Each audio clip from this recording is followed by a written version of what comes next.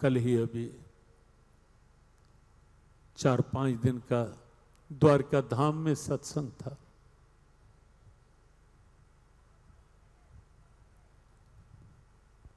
एक अच्छा भाव था वहां द्वारका धाम। कल ही वहां से आना हुआ, भगवान सोमनाथ को प्रणाम करते हुए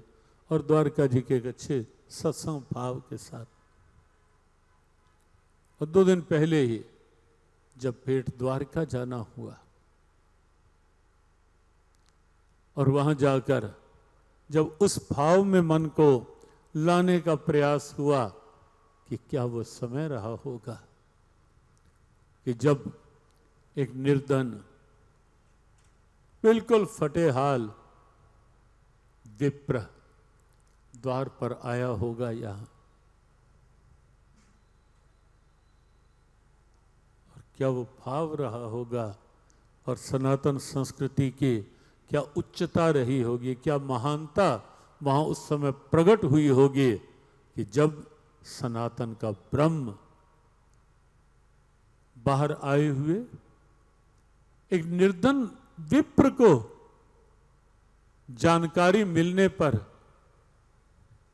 अपना सिंहासन छोड़ करके सब रानियां पटरानियां सबको एक क्षण में अलग करके छोड़ करके बिना कुछ परवाह किए जब नंगे पांव बाहर निकल लेता है सनातन का ब्रह्म,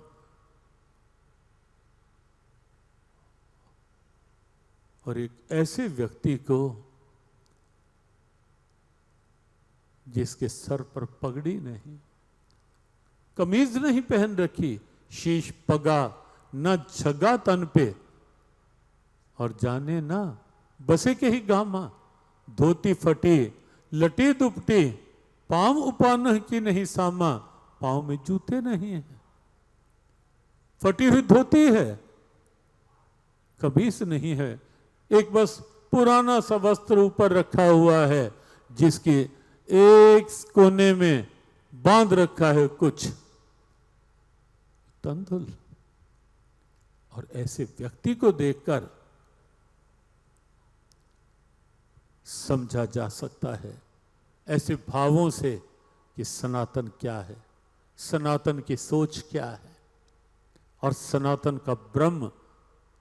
इस तरह पर जब अवतार लेकर आता है तो उसके पीछे क्या होता है। ऐसी घटनाएं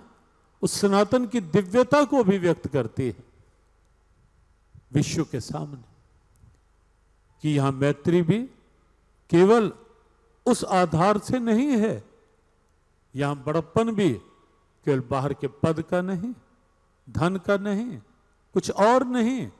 यहां बड़प्पन व्यक्ति के भीतर के व्यक्तित्व का है, भाव का है। जैसे बताया शबरी के पास कोई संपदा थी क्या, जाति का पता नहीं, राघव के आ जाने पर द्वार पर, या आप दोनों दृश्य सामने देखें और फिर देखें कि सनातन क्या है, सनातन का ब्रह्म क्या है। सनातन का ब्रह्म द्वार पर है, और शबरी उस समय आंसू बहाने लगती है, और जब पूछते हैं राघव ए भामिनी, तो पहले आंसू बहा रही होगी इस प्रतीक्षा में कि राम आएंगे। अब तो देख शबरी, तेरा राम तेरे सामने खड़ा है,